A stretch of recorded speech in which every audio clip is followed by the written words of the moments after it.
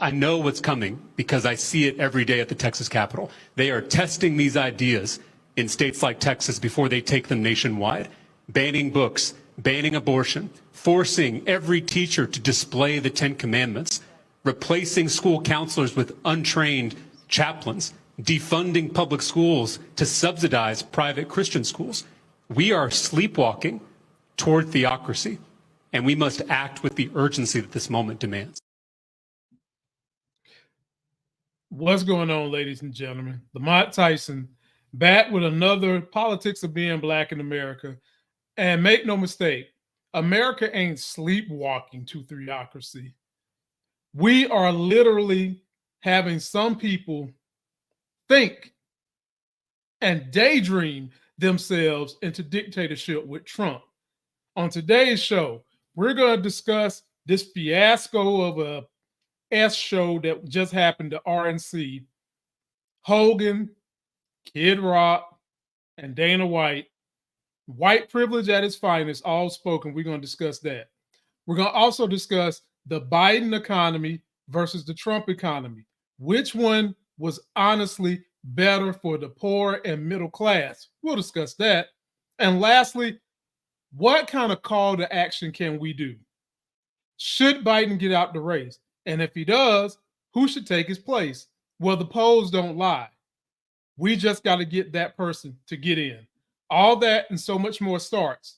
Lamont Tyson, Life Gains, YouTube, TikTok, podcast. We start now. I'm up early for the dealers come out. Everybody is outside till the killers come out. You ain't eating, you just act full. I'm impactful. Dozen funerals in a month. I got that pull. I will give it to niggas in all rap forms. Ignatius out right now on all platforms.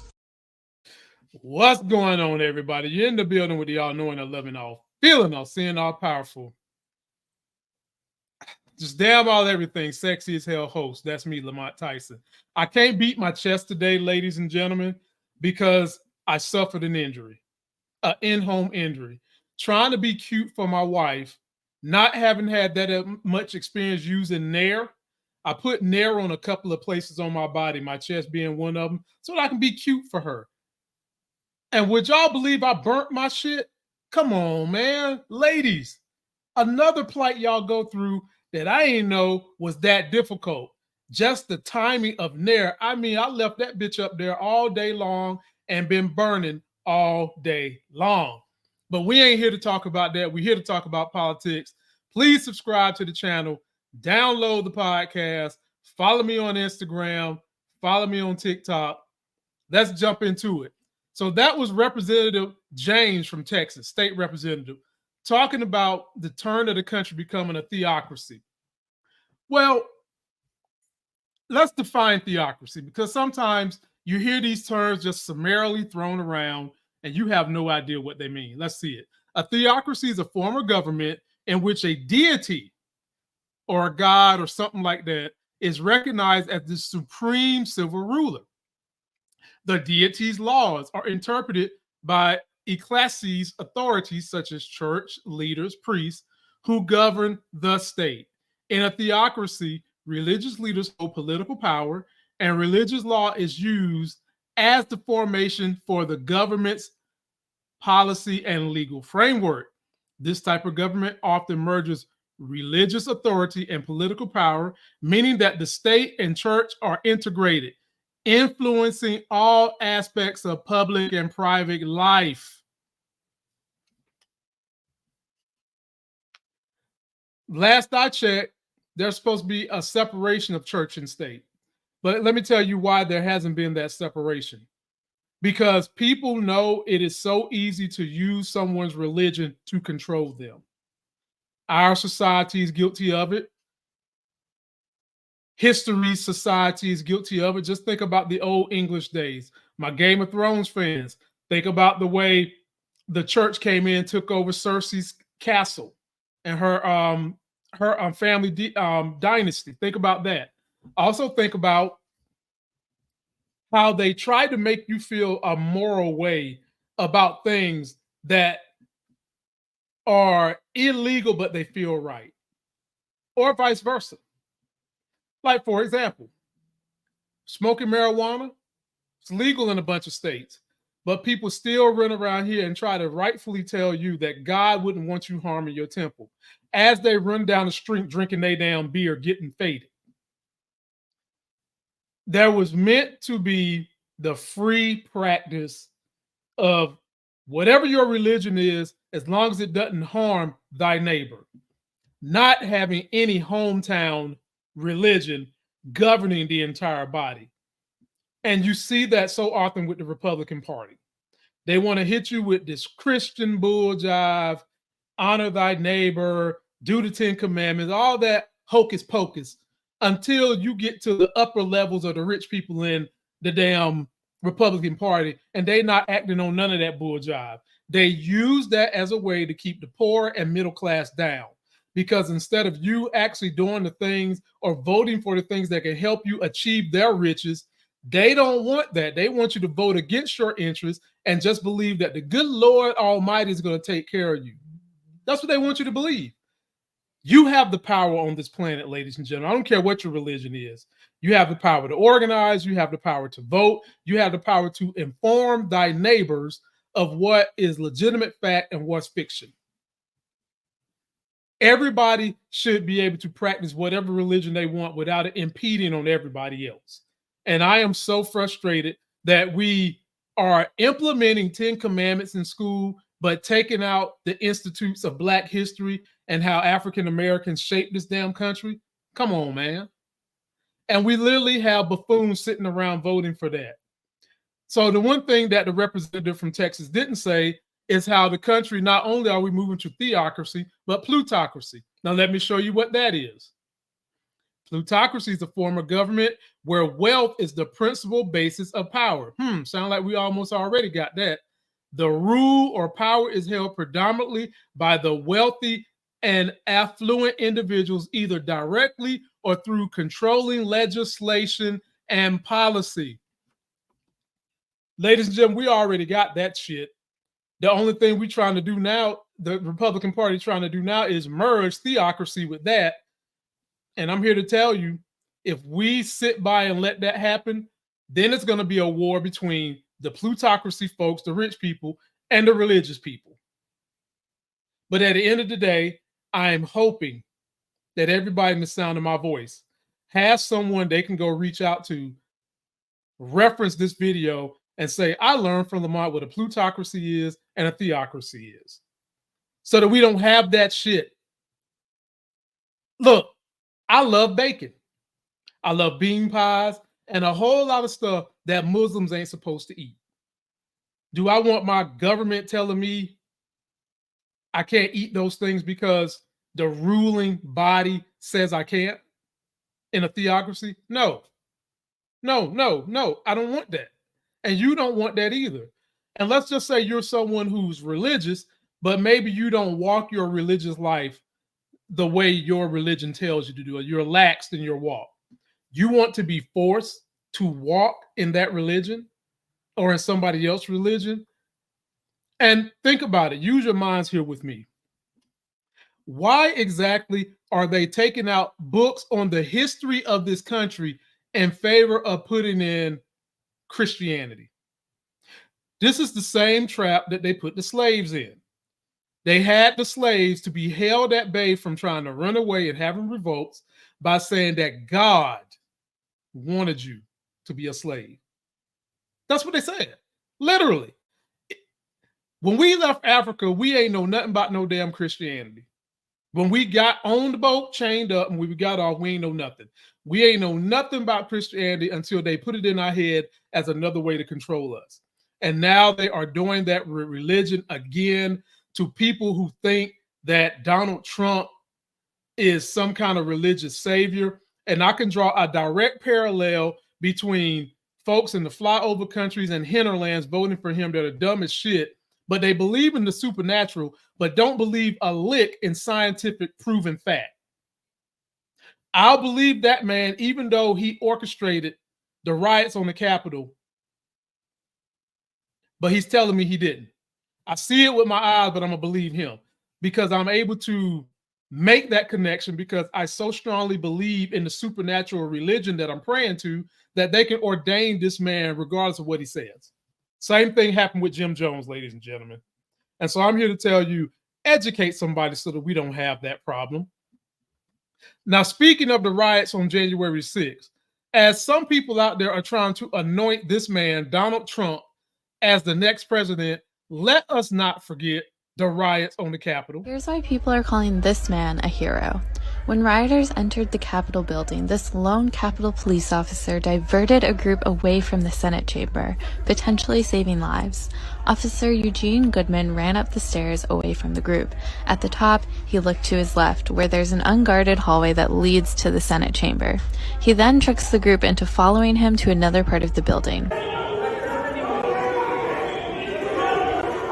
The journalist who recorded the video says it shows how little police presence there was once the rioters made their way into the Capitol. The officer leads them to another part of the building where backup arrives.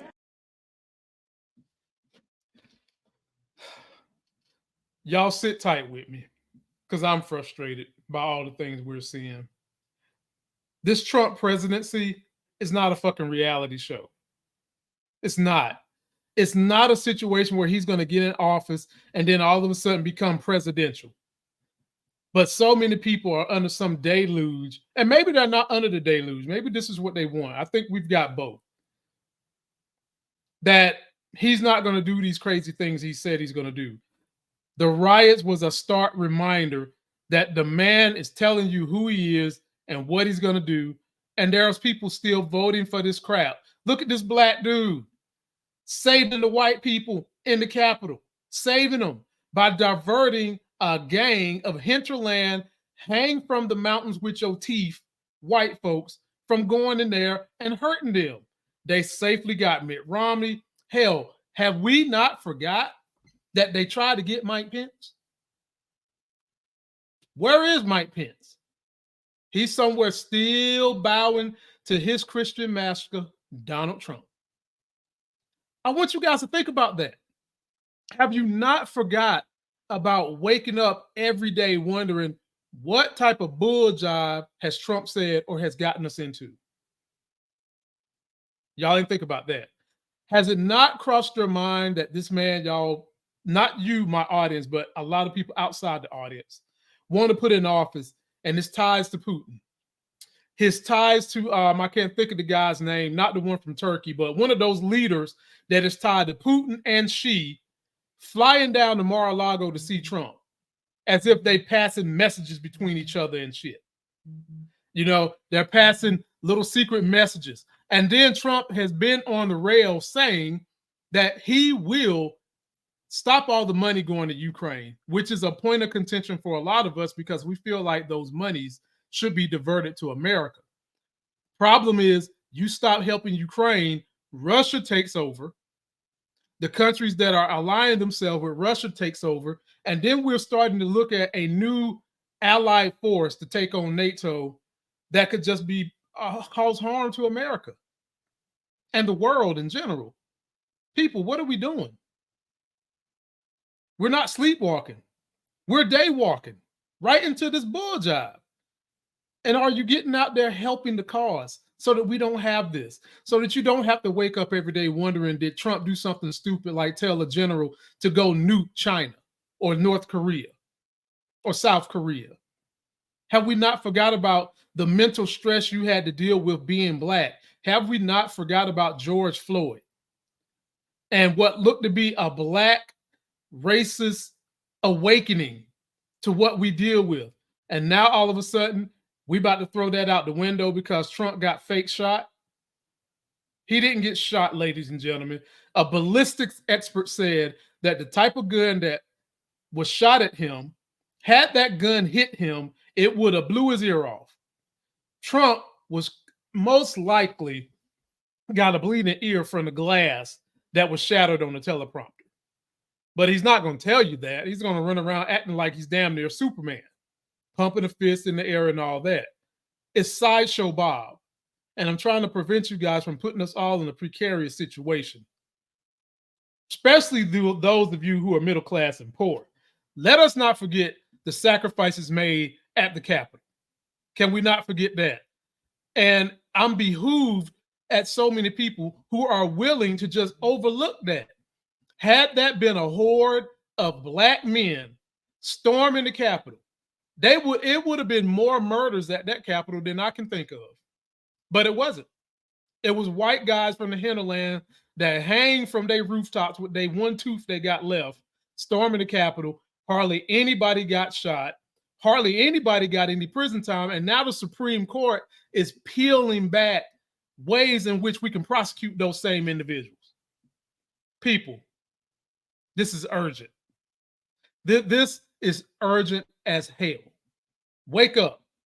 And speaking of urgency and all the things that they teach you when you stick your face out of your mama's womb about patriotism, capitalism, the free markets, and all that hocus pocus, alamigocious that they shove down our throat that is bull job as we see it unfolding in front of our eyes.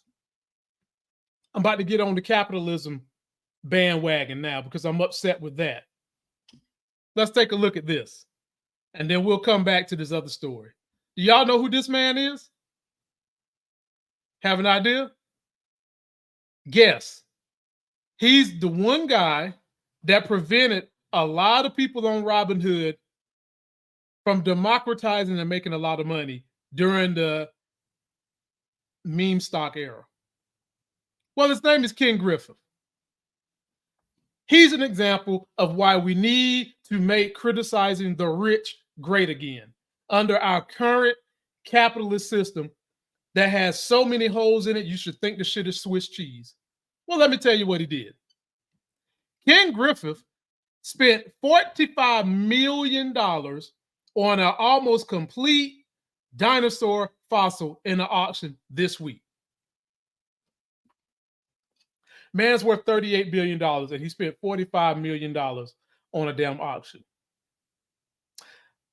All I hear in America, we've got issues with poverty. We need to figure out ways to solve Medicaid, Medicare. It's the greatest country in the world for business. I hear all that shit. And then I see this and I'm thinking to myself, we've got all them problems, but one person has enough money that they can spend on something that was dug up out of the earth to put in their damn house to show off to friends that come to the house. $45 million could have been used to make 45 millionaires, or it could have been used to make 90 half a millionaires, or it could have been used for something else. And I'm not saying we should be in an economy, and by saying that, I'm not saying we should just take people's money. By saying that, I am saying that the levers in place for capitalism is not working the way it's currently constructed. When a man can make so much money that he can go blow $45 million on a damn dinosaur, when the majority of people in this country is struggling to buy a 12-pack of fucking eggs.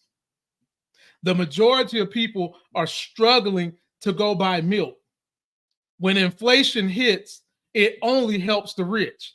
And we need to start back criticizing the type of shit the rich is doing when they want to get in front of a damn microphone and talk about capitalism is good, but they be sitting there paying off politicians as a plutocracy so they can have monopolies, and then want to run around and make you think that you should revere them, because if you revere them, you might be like them one day, and therefore helping to keep the rich happy or make you happy. Trickle-down economics does not work, and that has long been debunked. It is about time we start doing something where we're taxing these MFers and we're putting things in place with the government's help to help people become business owners. That 45 million could have been used through a program that I would put in place if I was running for office, where people who have gotten help to do a business plan, and I don't give a damn what your credit is, because just because you got bad credit don't mean that you can't be a good business person or have business savvy. People who've gotten a good business plan and have themselves an assigned business partner from the government to help them run a business is what you could do with that money. And you could do that with $45 million. That could have been done with damn near 5 million Americans, which would have been better served than a fucking dinosaur sitting in your house in the living room. I'm sorry, but folks is going to catch some strays today. I'm sorry. Y'all just bear with me because I can't deal with this mess, man. I struggled too hard to get to where I'm at with the levers of white privilege not being on my side, with people trying to give me the hocus pocus, alamy gocus bull job of say your prayers, eat your vitamins, pray, and just know good's going to overcome. Is that what we're seeing with Trump?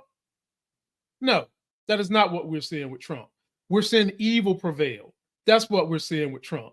And speaking along the lines of capitalism, don't they always tell you that capitalism is a mechanism where competition keeps it honest? And competition is supposed to be good. Well, let me show you another failure of this bull jive, crony ass capitalism we have in America. A lot of people are stranded today because one company controls so much of the cybersecurity of many places, not just in America, but in the world, that people actually got stuck in airports, hospitals. Some media companies couldn't open up their doors because you've allowed deregulation under Republicans such as Trump to come in here and not have no safeguards against a bull jive. Take a look at this, people, and I hope you're not one of these folks stuck in the airport. Yeah, so CrowdStrike is a cybersecurity company. Basically, companies contract them to essentially foolproof their computers and make sure that they're not hackable. Now, that's for that reason, this isn't necessarily something that's going to likely impact personal computers. This is likely going to impact what they call enterprise computers, or basically the computers that you have at work that your company has tried to hire CrowdStrike to make sure that it's not hacked. So for that reason, a lot of people are going to be waking up this morning and trying to log in if this issue prolongs to that sad face on that blue screen of death. So again, this vendor tries to make these computers foolproof. Apparently, there was some issue in the way that that was being updated or pushed out to computers. And for that reason, this is impacting any business that uses CrowdStrike. So airlines, in some cases, banks in other places around the world as well. So again, the company says that they're trying to deploy, or that a fix has been deployed. How long that fix takes to deploy is an open question at this time. We came to NBC here this morning. We had the blue screens. In Australia, Sky News actually was not on the air because of the blue screens. When you talk, Christine, about businesses affected, we're watching what's going on in Australia. And as they're saying stuff, it's slowly starting to happen here, too, as daylight hits. So we know that overnight there was this rolling outage around the world, you know, and now we've seen in Europe some hospital systems have had some outages and some trouble, public transit systems, banks, a few stock exchanges and financial exchanges have had some outages, but they're trying to get over that right now. Interesting when you look at the airlines, because that is where you really see the big international breakdown. You've got Ryanair saying expect a 3-hour delay. You've got United Airlines here in the United States saying they're able to resume some flights, but they expect delays. So we've watched this sort of roll, this outage roll from Asia to Europe and now to the U.S. So as people wake up, you're going to see some complications. Where some people who are coming in on a bus for our concert today, the bus can't take their transit card. Buses are still moving, but you're coming in for free. See what happens when you give somebody too much control over shit? And there's literally people sitting around cool with this. Literally. One company has that much control that they have ruined the day for several airlines, American, Delta, and United. Not to mention, she just mentioned the news organization over across seas, and you had a lot of this going on. People just sitting there looking at blue screens, stuck. Now, who's this company? Some of y'all that's been following me for years know that I'm in the stock. Y'all heard me mention the company. It is CrowdStrike. And this is what they had to say about the outage. It says, on July 19, 2024, a significant outage involving CrowdStrike affected various businesses worldwide, disrupting operations in sectors such as airlines, banking, and media. This outage was linked to software issue with CrowdStrike system and also involved Microsoft Azure cloud platform. The incident led to widespread downtime and service interruptions for many companies dependent on its platforms. See what I'm saying?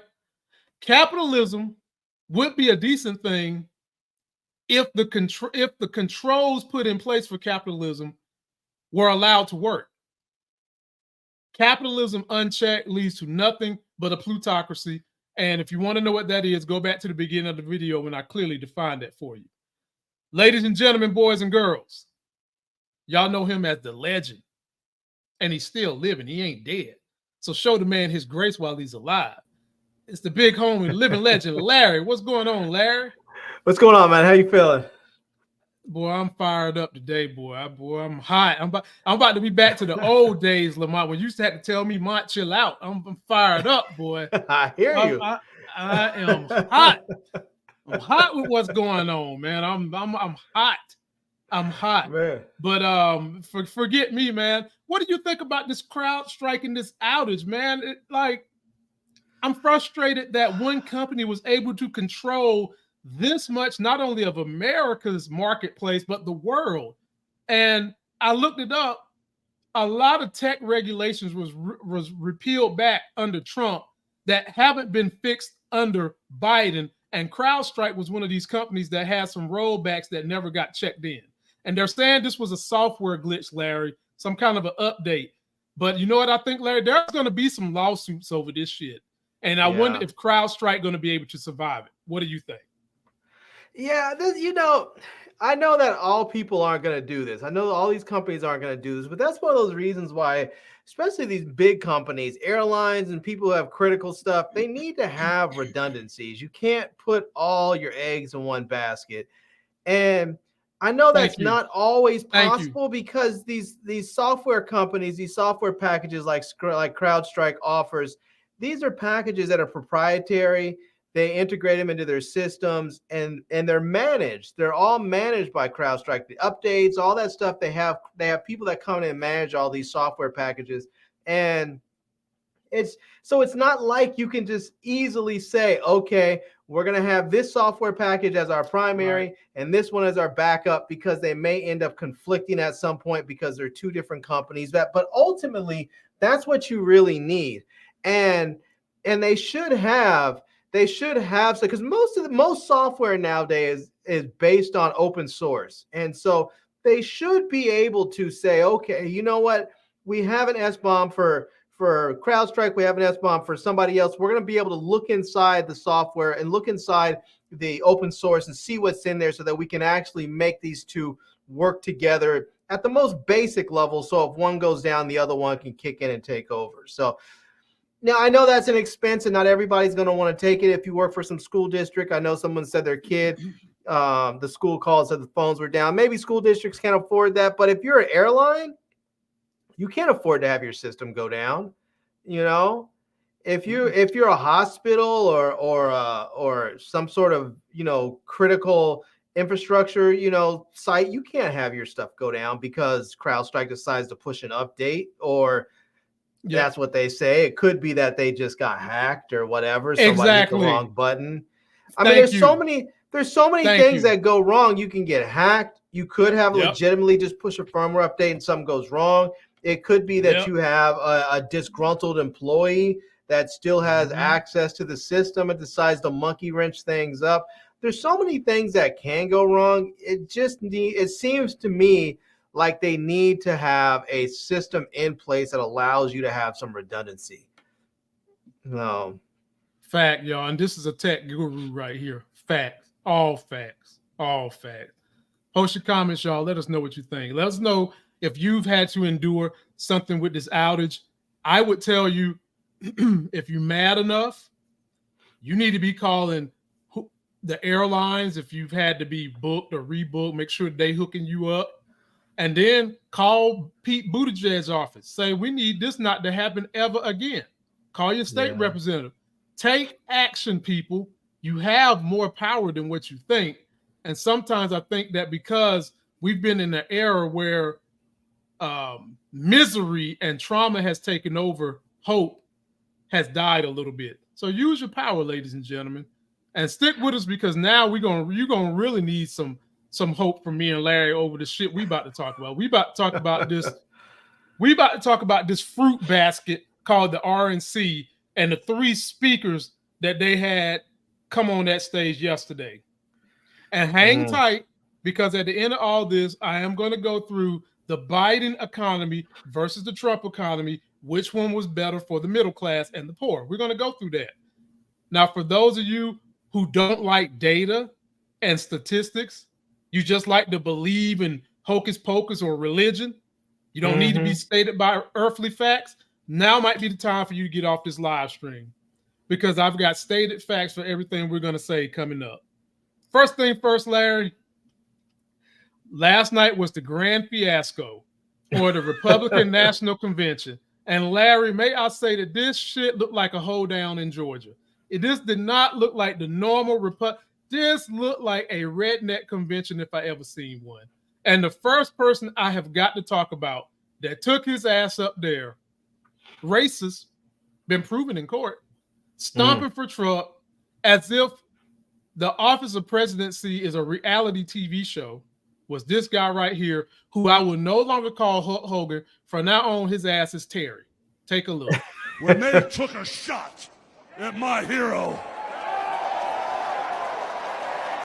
and they tried to kill the next president of the United States, enough was enough.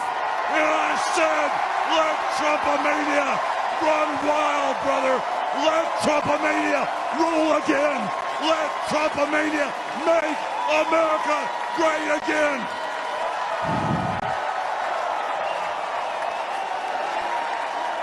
You know something, Trumpites? I didn't come here as Hulk Hogan, but I just had to give you a little taste. And as an entertainer, I love you too. And as an entertainer, I tried to stay out of politics. But after everything that's happened to our country over the past 4 years, and everything that happened last weekend, I can no longer stay silent. I'm here tonight because I want the world to know that Donald Trump is a real American hero. What you gonna do when Donald Trump and all the Trumpomaniacs run wild on you, brother?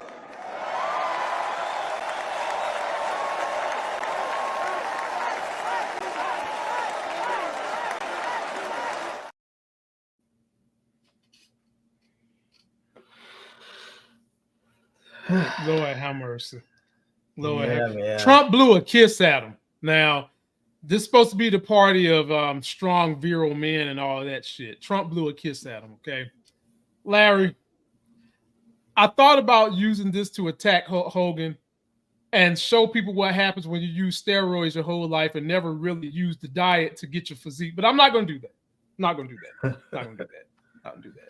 I'm going to stick to the facts here. Hulk Hogan was accused of being racist, found to be a racist. We always talk about how whites, if you not live with black people or have had to deal with black people, you sometimes don't understand the impact of racism because it hasn't come to your doorstep. You don't get it. You don't understand. It can be subtle. It can be overt. It can be inert. You don't understand it. This man is doing nothing more than catering to the individuals who's lost in the sauce and think that somehow or another the reality TV world makes for good presidency when we've already lived through it to see that that does not work. Yeah. Trump is not going to get in office and get presidential. He's telling you what he's going to do. And I loved Hulk Hogan as a child. He actually made me believe in all that, say your prayers, eat your vitamins, and believe in the flag and all that shit till I learned that that was all a lie. And Larry, I'll kick it to you. We have a whole lot of people that for some reason, they know that Santa Claus is fake, but they still believe in that type of rhetoric. And that's all a big lie. And all these guys are doing are sitting up there telling you that Trump is a strong, virile man when he's basically about the same age as Biden. And then also trying to make it feel like Trump is macho. Trump would not bust a grape in a food fight. Floor is yours, Larry. Damn it. You know, I mean, I know I know the left does it and the right does it too. This whole thing where they like to bring up politicians, celebrities in the, in lieu of politicians to support politicians. It always rings hollow to me. I just think to myself, like, I don't really care what some wrestler has to say about politics. I don't really care what some rock star has to say about politics. If I want to know about politics, I want to talk to a politician. If I want to know about math, I'm going to go ask a mathematician. If I want to know about wrestling, I'm going to go speak to Hulk Hogan. But that's it. I don't really care about. I mean, first of all, he couldn't even get the T-shirt off in one rip. He had to go back for a second try. I'm like, Larry, that's what happens when you ain't on them steroids no more. And then, I mean, Larry, are the Trump supporters really going to let them insult them that much that this man is up here talking about Trump-o-mania or run wild as if you some damn children? Really? Yeah, they are, because that's the way they sort of look at him. They have, in a lot of ways, they've put him up there as some sort of messianic figure, some sort of deity, and he is the father and they are the children. That's the way many of them have placed him. And so I think they're more than okay with that. Well, my problem with that, Larry, is 2 decades ago, they wasn't okay with that. 2 decades ago, Larry, when we as Black people would highlight some of the things that we see Trump doing, they would tell us we're crazy. Hell, when we would say racism sometimes, Larry, they would say, oh, no, how do you know it's racism? How don't you know he was just being an a-hole? Or how don't you know you're not qualified enough? Or how don't you know you're not skilled enough? There's no such thing as white privilege. People have done all kinds of tests where they have taken their exact same resume and the only thing they changed on it was the name, just to give themselves a more Eurocentric or white-sounding name, and all of a sudden they start getting job interview calls and everything else. Whereas when they applied before as Malcolm, as Malcolm Brown or something, or whatever their name is, instead they change it to something like, Chad Smith or Brad Jones or something. All of a sudden, people start calling because they're like, oh, this person must be white and they have great credentials. But when they have great credentials and they think they're Black, they're like, not interested. But the thing is, when you start looking at Hulk Hogan, we know he's a racist. And the thing that got me is with Donald Trump is that everybody he brought up last night, 3 main people he brought up last night, have all been accused or have been already shown to be racist. You have Hulk Hogan. Don't say his name, because I got another one. Don't say his name. I got another video for you. So before you go down that road, let me show you the video of 2 more. One of them is a wife beater too. Yes, that was the other thing that was going to get me. I was like, in this day and age where you're having this fight with abortion and women's bodily autonomy and all this stuff, and the Republicans are struggling to try and maintain or garner the female vote, they want to bring Dana White on stage. I mean, it wasn't even like this is something that happened in the distant past and people are dredging old stuff. This just happened. It just happened. So let's take a look at what the wife beater said without his wife beater on. Say fight! Fight! Say fight! Fight! Say fight! In my mind, the choice is clear. But this election, we all get to choose. I know I'm going to choose strength and security. I know I'm going to choose opportunity and prosperity. I know I'm going to choose real American leadership and a real American badass. And I'm not telling you what choice to make, and I'm not telling you what to think. I'm telling you what I know. I know America needs a strong leader, and the world needs a strong America. I know Donald J. Trump is the best choice for President of the United States. My fellow Americans, it is my honor to introduce the 45th and soon to be 47th President of the United States, Donald J. Trump. Larry, this is so disgusting that these people feel like they are so rich and powerful that what Trump does in office is not going to hurt them. And for the most part, because they're white males, white privilege is not going to kick them in the butt right now. No, maybe not even their lifetime if we keep going down this dictatorship road we're going down. But at some point in time, it will. But having said that, Larry, let me just say one thing. Yeah, go for it. Let me say one thing, and this is going backwards a little bit to where you were in earlier in the show. But I'm going to say this: white privilege is what got Donald Trump shot. That is what happened, because I can tell you without a doubt, if that man had been seen walking around and in the back areas of the area, you know, for the rally, the Secret Service had spotted him and they said he was suspicious, but they lost track of him. If that guy had been Hispanic or if that guy had been black, Donald Trump would not have gotten shot, because they would have stopped him. They would have detained him. They would have had eyes on him. And the second he would have put foot one on that ladder to climb on that roof and they saw he had a weapon, he would have been detained or shot. He would have never even have gotten into place. But the fact that he was a white guy, the fact that he was white at a Trump rally allowed him to move freely and get into position and take his shots. Now, by the time people realized that something was happening, people started screaming, it was too late. The guy was set up and was popping off.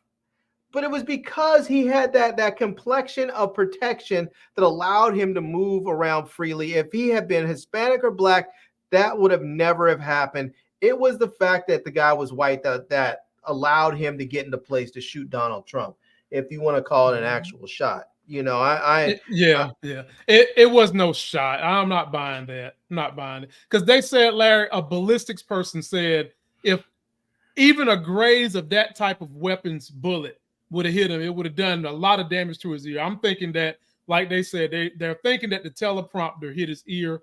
And I'm sorry, Trump has raised the society to the point where you should challenge everything, but everything can be made into a conspiracy theory. And he is the entertainment president.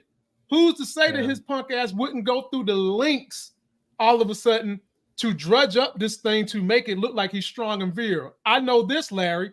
If somebody shoot at me and they get my ear, I'm not going to tell the Secret Service to wait, let me get my shoes. And I'm not going to get up and do this shit right here. I'm going to get my ass up out of there and get into a controlled environment, then do this.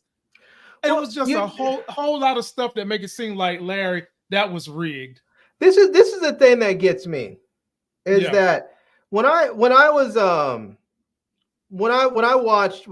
that, and I've watched it over and over and over again, when I watched the incident at the rally, my first thought was I know he's secret. They say he's very close with his Secret Service detail and all that. They've been with him for years.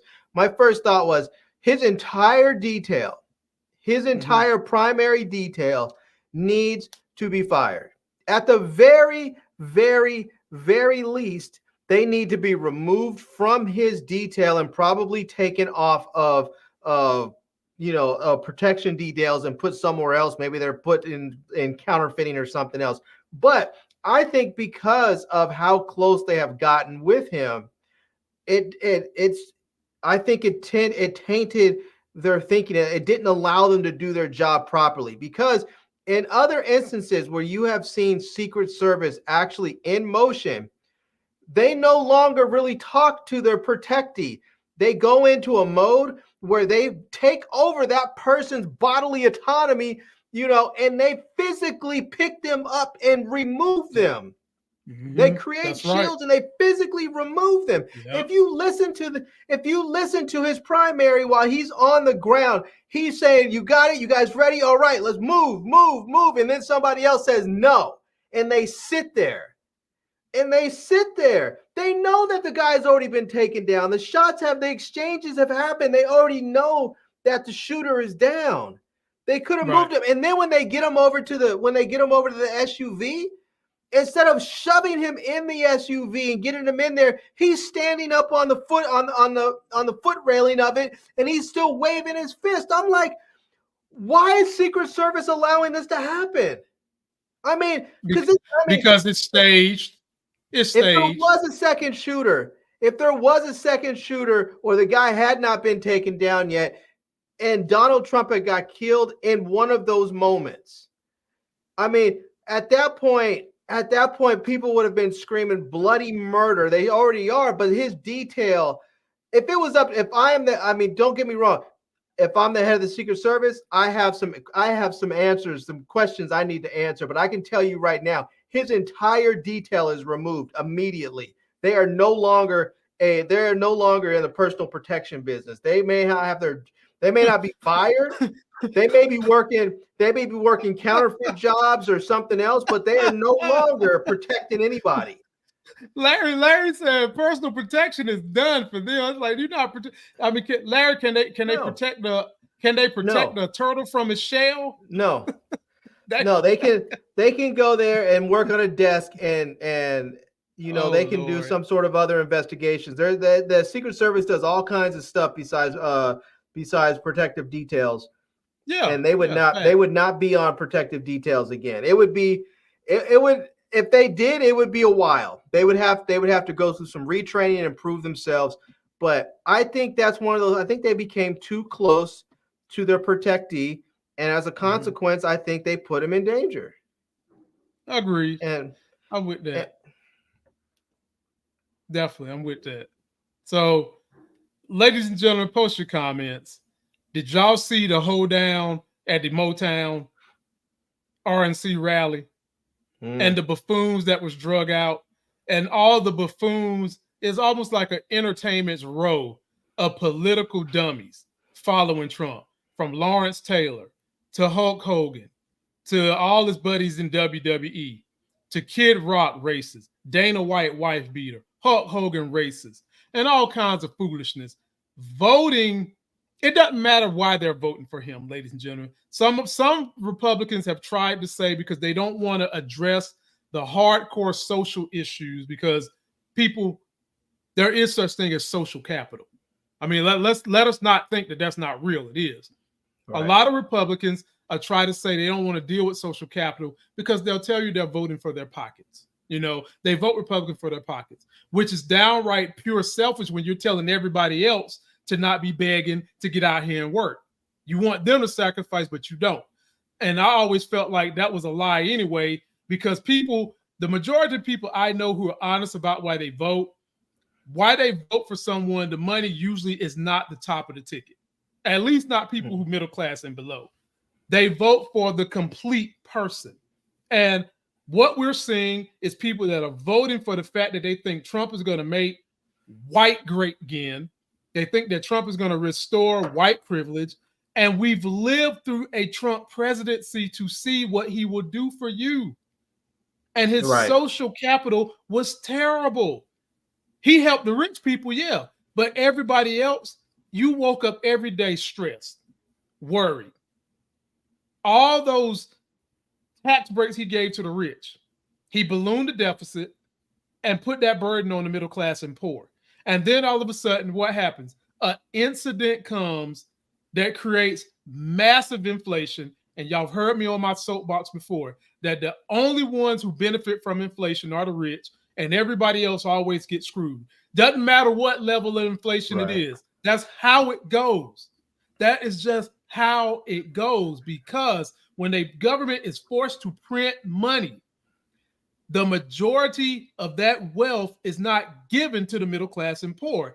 It goes to the people who already have these ownerships of these establishments to trickle the shit down. And we've already established that trickle down doesn't work for economic equality. And it bothers me to see these buffoons who are in a lofty position of riches sit up there and act like this is not a problem, and then want to banter around the American flag talking about they love this country. No, the fuck you don't. No, you don't. You love your privilege is what you love the most. Right. And I'll let Larry jump in here, and after this, we will talk about the difference between Trump and the middle class and poor, and Biden and the middle class and poor, because people always want to know, well, what has Biden done? What he's done for the blacks? What he's done for the common? We about to show you. Jump on in, Larry. But I don't know how many of you out there watched the convention and actually watched the speeches. And I think it's important to watch these speeches, because oftentimes what happens is you don't get the people telling you, you don't get one person telling you everything. You get each person giving you a little bit of a nugget here and there, telling you what's really happening with the Republican Party and their agenda and what they really think. Forget all the political niceties. The stuff they were like, if you listen to like Laura Trump, she came out there, she was talking about birth rates and stuff. That's one of those things why they want to get rid of abortion, because they know white women out there are not having babies like they used to. First of all, Americans in general are not having babies like we used to. The only reason why our population is steady is because of immigration. Because if we did not have immigrants, our birth rate would be in decline in this country. Part of it is largely due to economics. People feel like they can't afford to have kids, and so what happens is they delay having kids until they're a little bit older and they can afford to feel they feel better, like they can afford to have kids.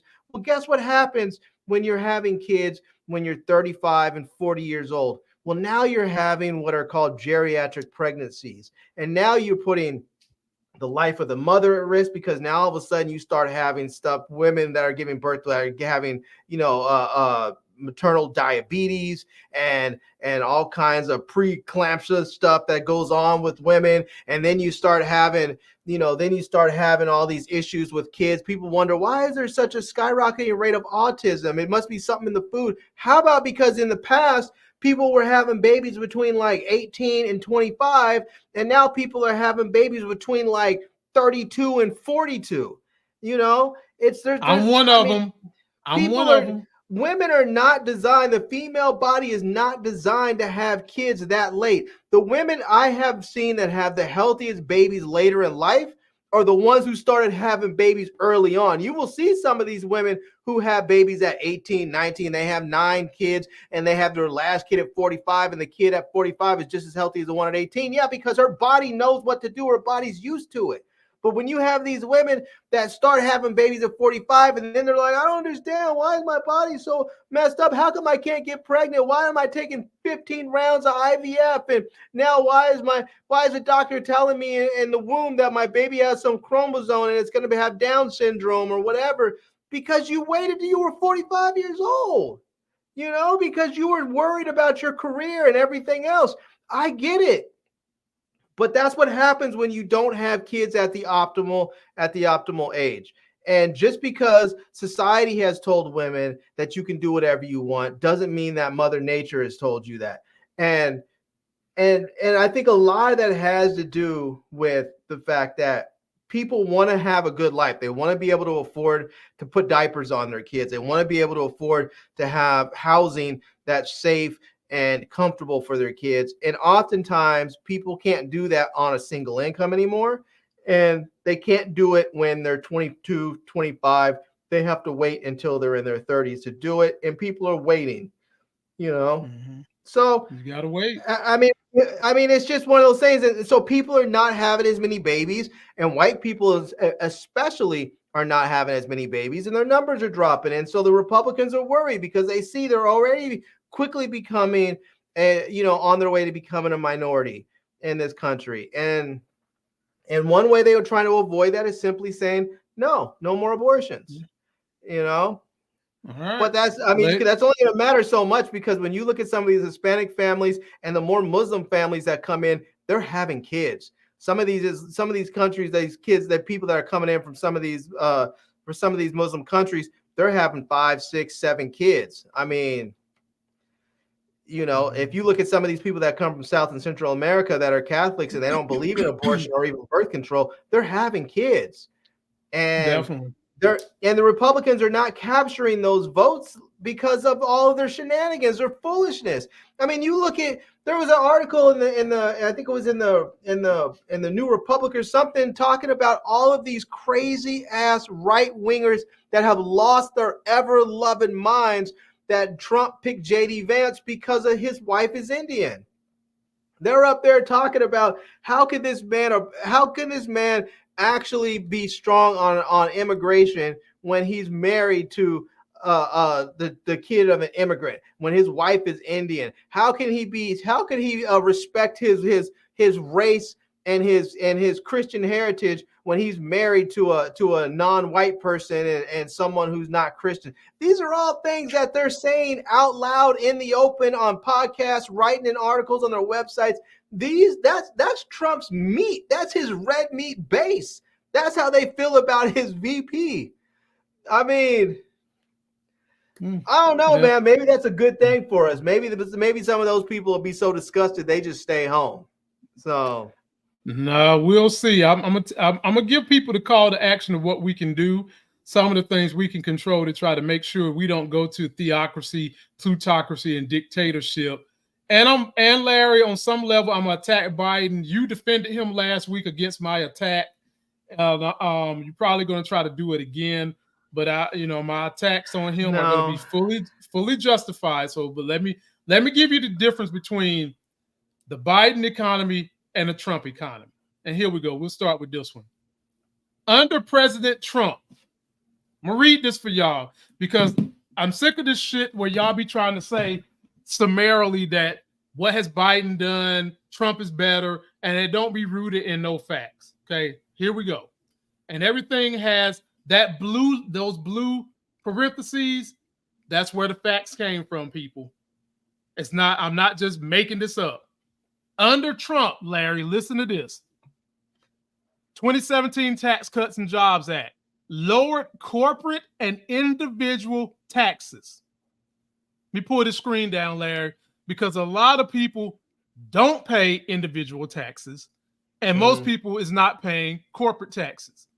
But some people is just so dumb, Larry, they hear the word taxes and actually think it's helping them in their life and don't realize it's not. Just got to put that out there, because a lot of people do fall for that banana in the tailpipe. But let me get back to this. It disproportionately, under Trump, benefited higher income households. The tax cuts are set to expire in 2025, which is why you see so many rich white people stumping for Trump, like Elon fucking dumb Musk, and extended, they would significantly increase the federal debt. I'm sorry, Larry, just bear with me because I have to give points after everything because a lot of people don't get the political information that me and you get. Jump on in. Can I mention something on that? When they talk about it's going to increase the federal debt, here's the thing. When Trump is giving tax cuts to the rich and people are thinking, oh, well, whatever, he's giving them some tax cuts. Maybe my stuff stays the same, whatever. Basically, what's happening is he's making the middle class pay for the rich's taxes because that's the way it works. The poor don't pay tax because they don't have enough income to pay tax anyways. The tax is coming from the middle class. And here's the thing, all the programs that we currently have are still going to exist. They're still going to get funded. But if we don't have the money for it, you know what happens? We sell bonds. We sell them off to China. We sell them off to whoever else wants to buy them around the world. And then we, the middle class, has to pay to service all that.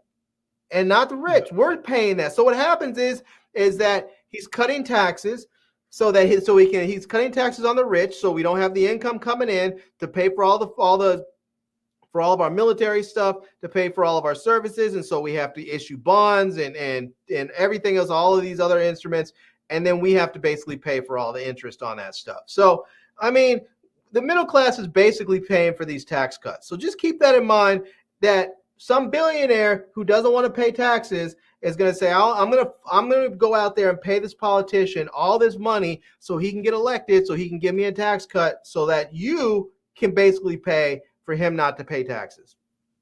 And then I'll go out to an auction and pay $45 million to buy the damn fossils of a dinosaur and put it in my front yard. Right. Yeah. Right. That's what you guys are doing when you don't want to. I didn't say attack the rich. I said criticize the rich. That's my slogan. Make criticizing them again great. You know what? Something was really interesting that happened last night during this convention was that Donald Trump got up there during his speech and talked about, and I don't know if you're going to mention this, he talked about how he wanted to get rid of these electric vehicle mandates. And he was going on, really railed on about how it's hurting regular people and the cars are too expensive and the Democrats are trying to force people to buy electric.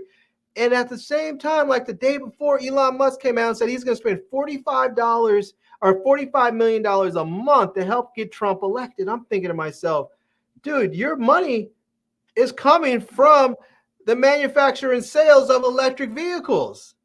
Because your SpaceX stuff, your internet stuff, you're not making enough money off that yet.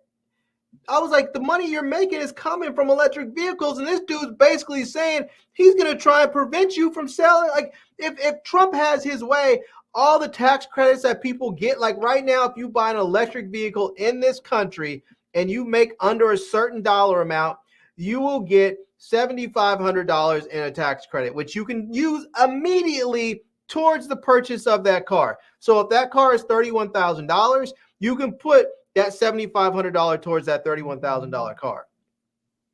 That could be your down payment. But under Trump, he wants to get rid of all that stuff. I don't understand why Elon Musk is even supporting him. I don't get it. I mean, is your racism more important than your finances? Well, I mean, Elon Musk is sitting in a position, Larry, where he's so rich. Let's say they shut down Tesla tomorrow. That's not going to hurt his wealth. All he's got to do is sell out the stock before we find out that the company is about to go under. He can sell out his stock. He's still going to be the richest man in the world. You see, this is when certain people get rich. Riches don't change the person. Riches highlight what the shit they keep buried on the inside. That's all it does. It's like when you drink. When you get drunk, who's really on the inside comes out. And Elon is showing his true color. But Larry, let me finish this, man. Let me get on through this so we can get out of here. For all you people in the chats that are Trump lovers, I'm giving you the facts. And y'all still saying vote Trump. So that makes me question what's going on in your brain. Is it that you don't like women? You're tired of seeing women progress? Because these are the facts. Unemployment rates were historically low during Trump presidency, averaging around 4% before the pandemic.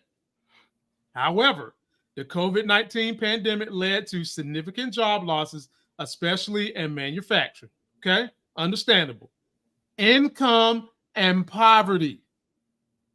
Median household income increased by 6% from 2016 to 2020, but poverty rates also fluctuated, with the official poverty rate increasing in 2020 due to the pandemic.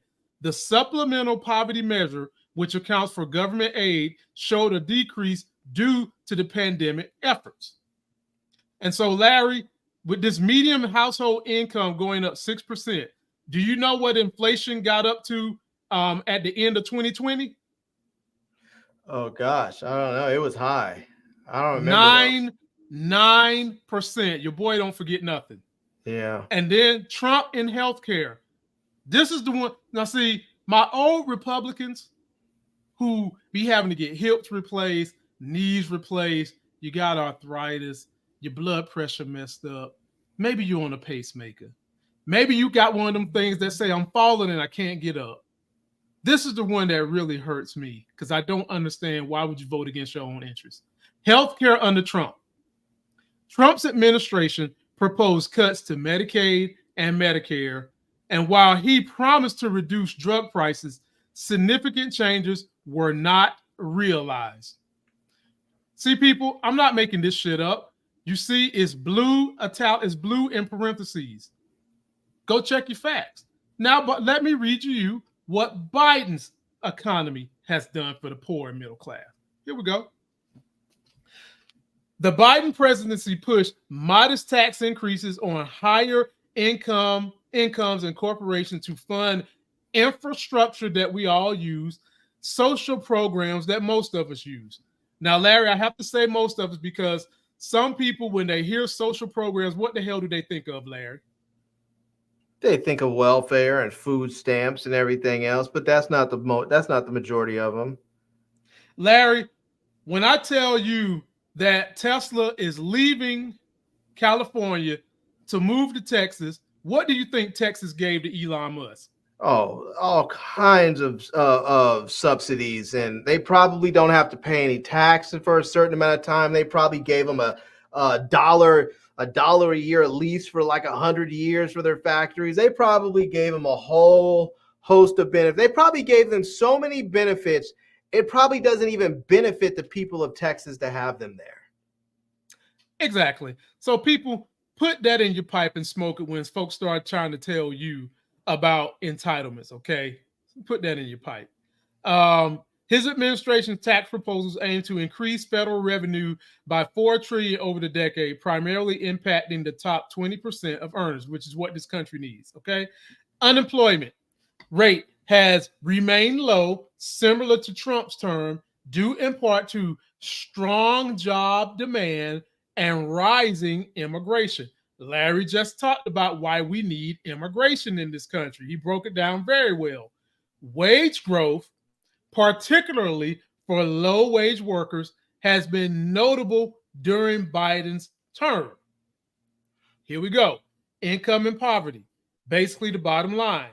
Biden's policies, including the American Rescue Plan, aim to provide direct relief to families and small businesses. These measures help reduce poverty rates and supported income growth. The GDP growth rate under Biden have been similar to those under Trump, excluding the pandemic years.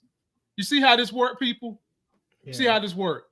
You see how this works? Last but not least, healthcare.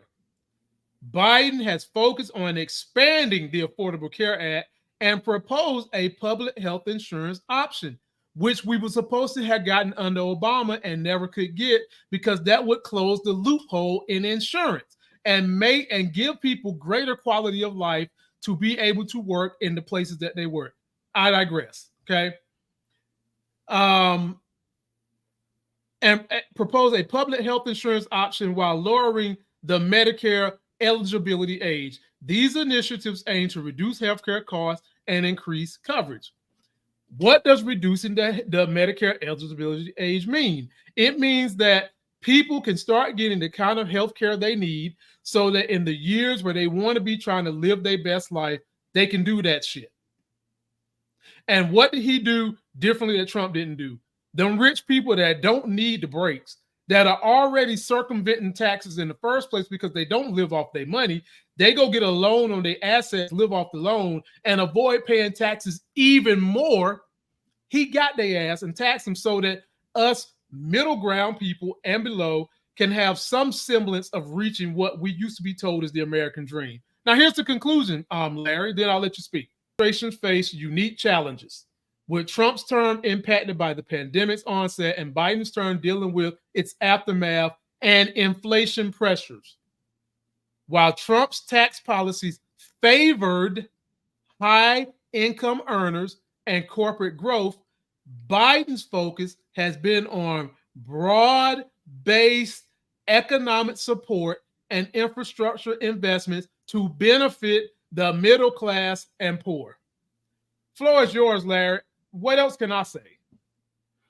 I mean, this is the way I look at our system. The rich should pay more, significantly more, and an incredibly amount, just more than everyone else. Why? Because they use more resources. That is just a flat out truth.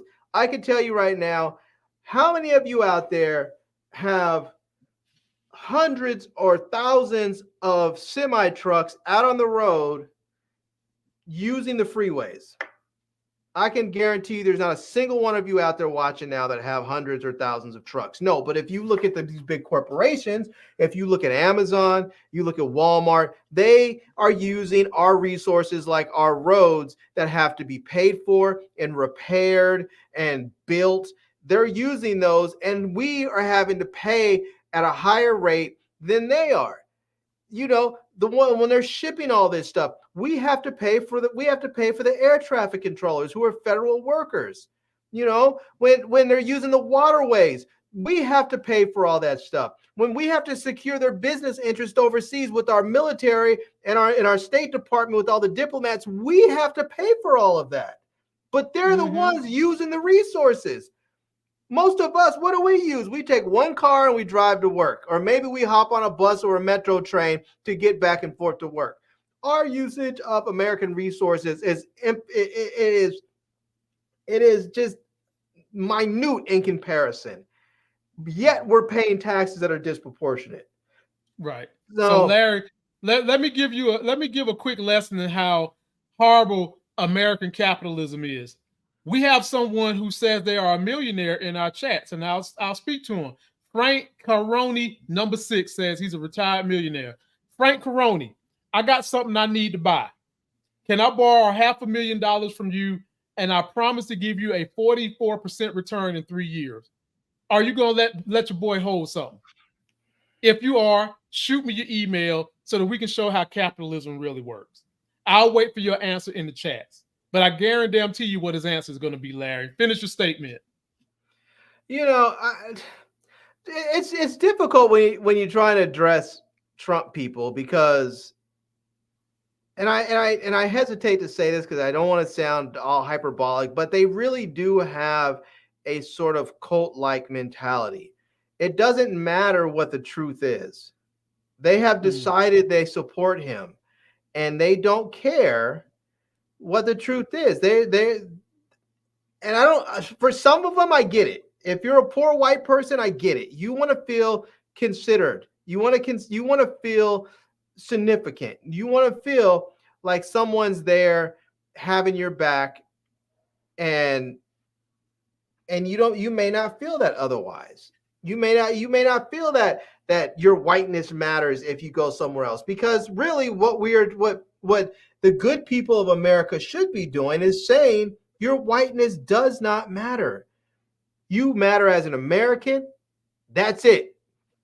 Doesn't matter if you're black, you're white, you're Asian, you're Hispanic. It doesn't matter what color you are. If you're American, that's it. But they want to make it so their whiteness matters.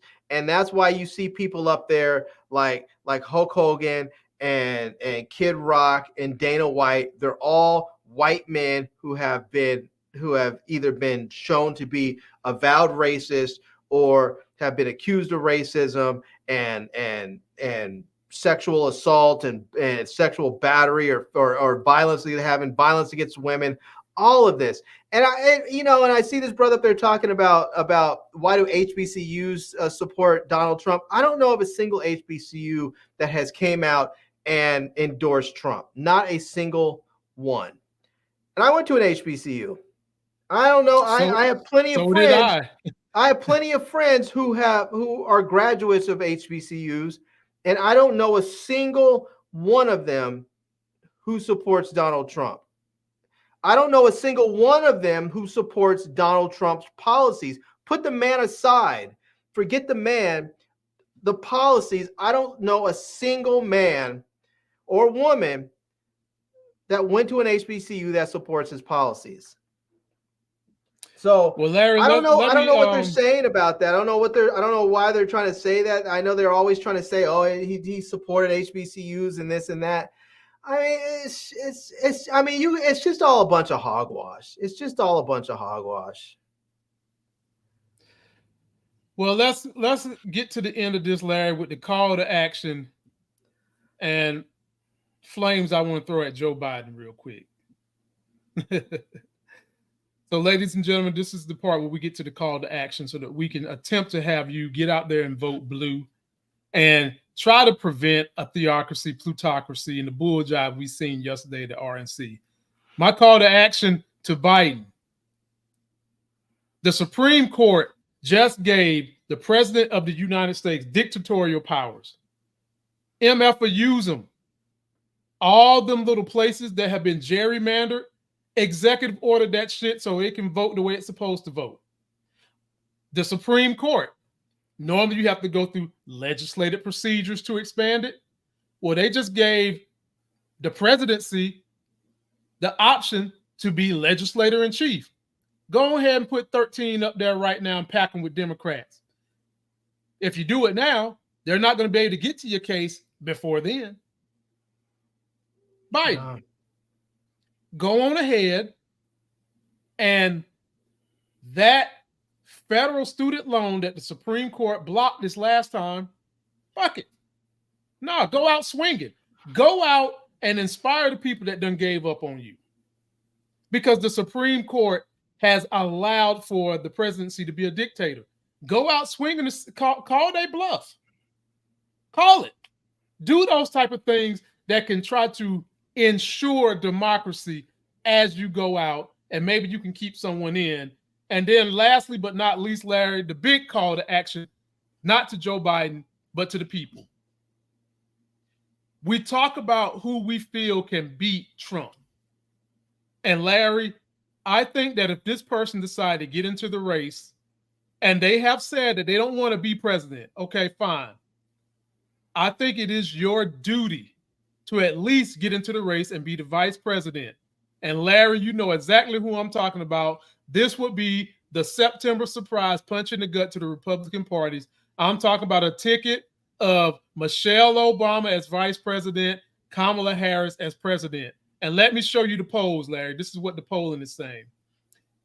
As a recent polls, if Michelle were to enter the 2024 presidential race, she would be one of the few Democratic candidates who could potentially outperform Donald Trump. And various hypothetical matchup polls show that she could be a stronger contender, often performing comparably to better than other Democrats' prospects such as Joe Biden and Kamala Harris in direct comparison to Trump. For example, a poll from Emerson College placed her ahead of Trump in potential matchups, including a competitive edge that echoes across several other polls, which consistently shows her garnering significant support from Democratic voters and even pulling ahead of Trump in some scenarios in states that are red. Oh, everybody know I love the Obamas, even though I didn't like all their policies. I love the way they carried themselves with dignity and grace. And Michelle has said numerous times she hates politics. She doesn't want to get in. My call to action to you all and to Michelle.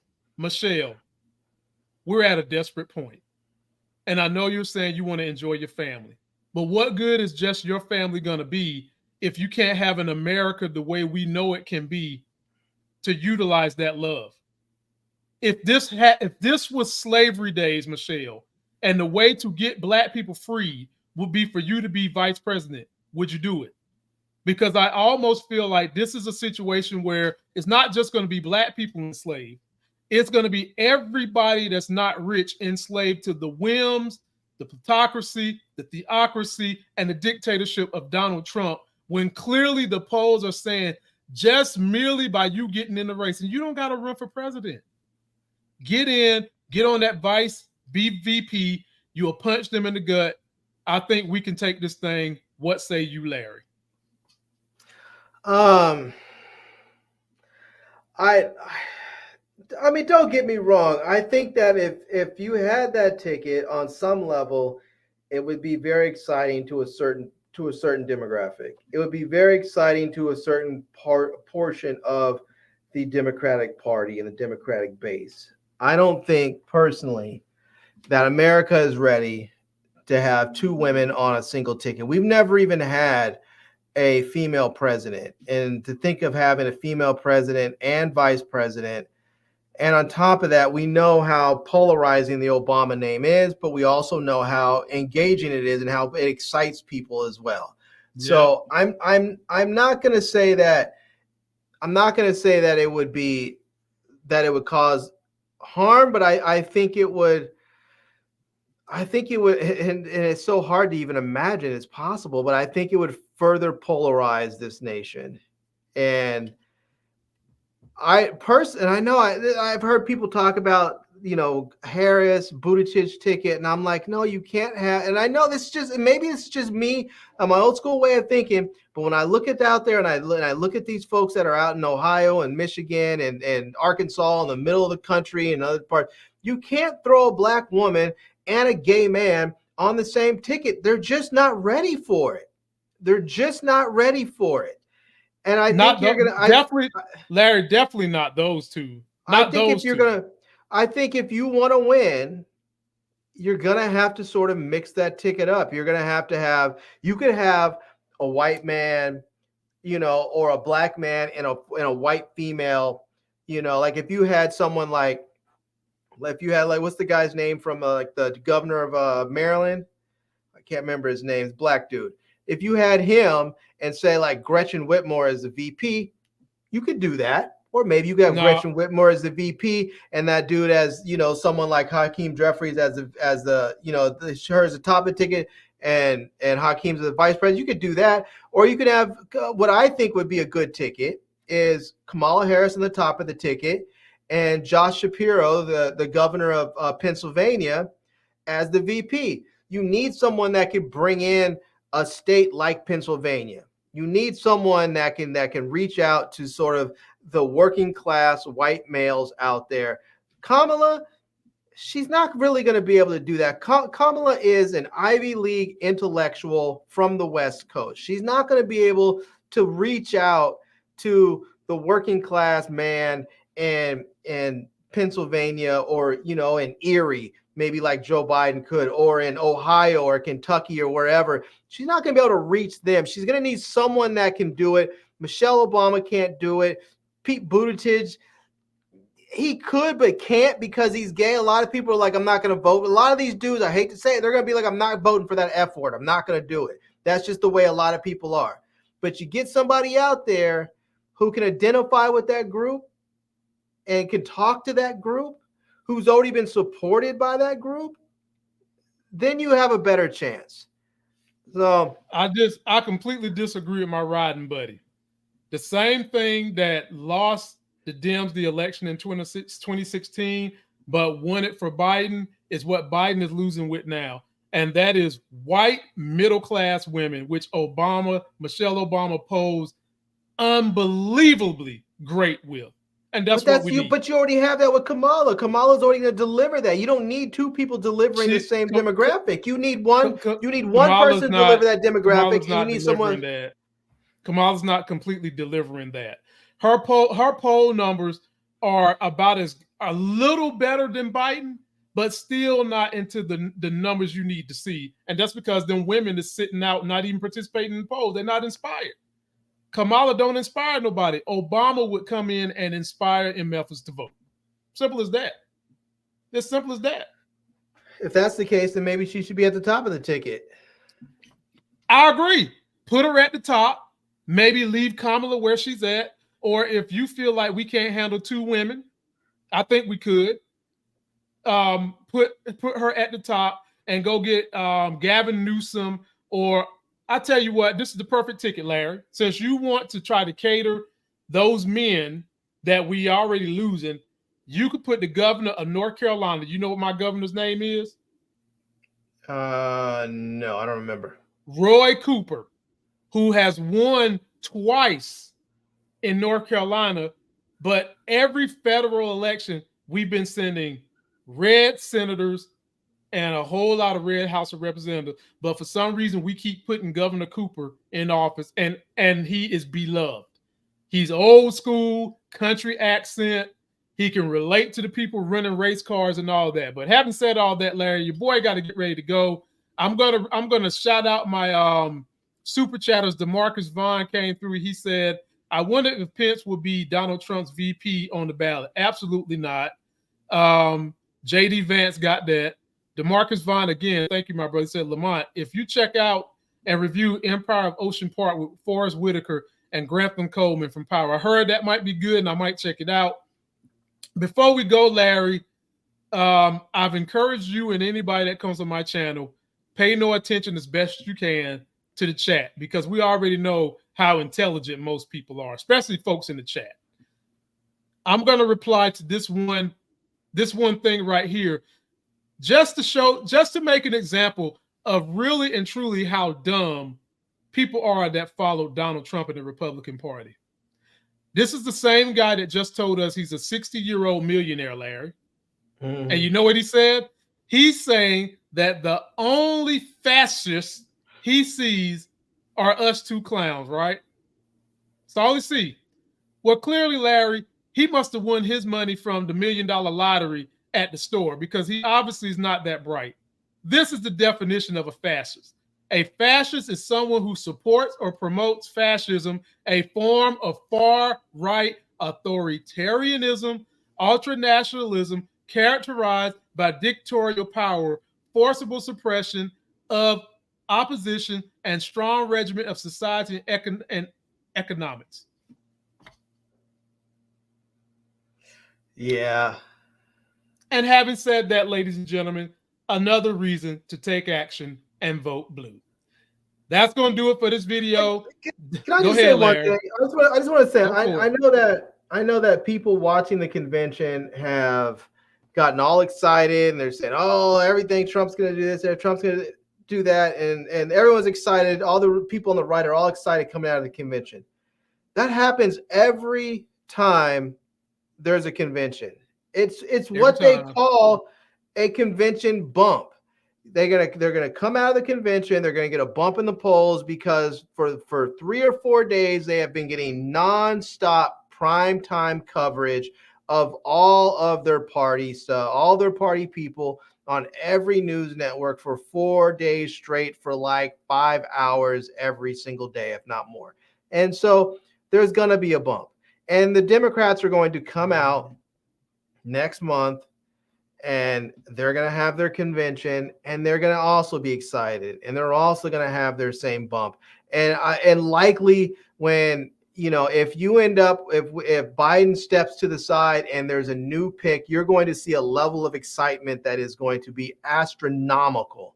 And the money's going to come flowing in, and it's going to be the same thing. People are going to be excited, just like the Republicans were excited, and then you're going to have to go out there and vote. And so, exactly. Here's the thing: is the conventions are for the hardest of hardcore.